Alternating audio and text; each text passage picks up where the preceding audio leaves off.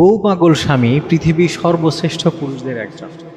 যদি কোনো পুরুষ তার বউয়ের পাগল হয়, তার মানে এই মানুষটা পরকীয়াতে নাই, তার মানে সে তার চোখের হেফাজত করে, তার মানে সে তার স্ত্রীর হকগুলো ঠিক মতো আদায় করে। কিন্তু আমাদের সমাজে দেখবেন এটা নিয়ে অনেক তুচ্ছ তাচ্ছিল্য করে, এটা নিয়ে মানুষ ঠাট্টা করে, বিদ্রুপ করে। কিন্তু আপনি যদি সিরাতের দিকে তাকান, আপনি যদি সাহাবীদের জীবনের দিকে তাকান, সাহাবীরাও বউ পাগল ছিল, তারাও বউদেরকে অসাধারণ মহব্বত করতেন।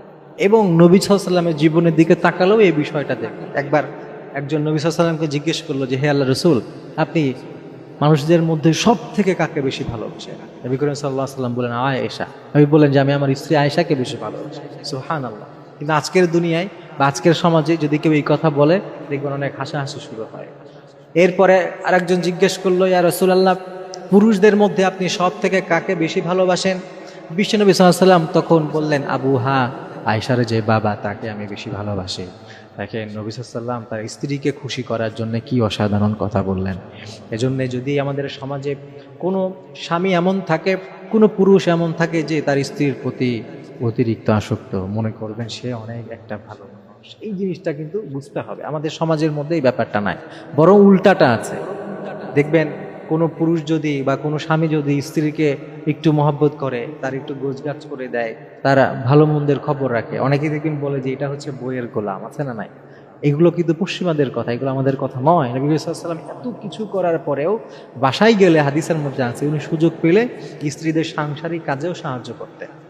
সাংসারিক কাজেও নবীজি সাল্লাল্লাহু আলাইহি ওয়াসাল্লাম এমন মহান একজন মানুষ, তিনিও সাহায্য করতেন, রান্না বান্নায় সাহায্য করতেন। সংসারের কত ব্যাপার থাকে, এগুলো তো তিনি সুযোগ পেলে তিনি এগুলোকেও তিনি ট্রাই করতেন যে আমি যদি একটু হেল্প করতে পারি। কিন্তু আমাদের সমাজে কোনো স্বামী যদি স্ত্রীর প্রতি একটু বেশি আসক্তি হয়, পাগল হয়, তখন দেখবেন অনেকেই সমাজের মধ্যে উল্টাপাল্টা কথা বলে। এগুলো বলা ঠিক নয়, বরং আপনি অ্যাপ্রিসিয়েট করবেন যে না, তুমি ঠিক আছো, তুমি তোমার চোখের হেফাজত করছো, তুমি পরকীয়াতে লিপ্ত না, তুমি জিনাহে লিপ্ত না, তুমি তো সর্বশ্রেষ্ঠ মানুষ এই সময়। কারণ এই ফিতনার যুগে, এই আখিরুজ জামানে, এই সময়টায় মানুষের চরিত্র হেফাজত করা সব থেকে বেশি কঠিন।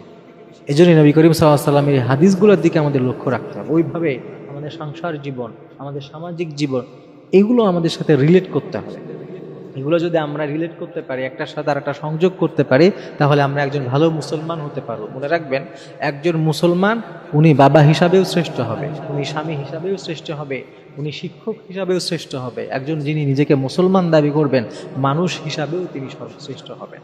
এজন্যে প্রত্যেকটা সেক্টরে যেন আমরা সর্বোচ্চ পর্যায়ের ভালো হতে পারি সেই চেষ্টা করা, সেটা কিন্তু সিরাত থেকে আমাদেরকে নিয়ে আসতে হবে। আল্লাহ তাআলা আমাদের বুঝতে পারি আমরা সেই তৌফিক দান করেন।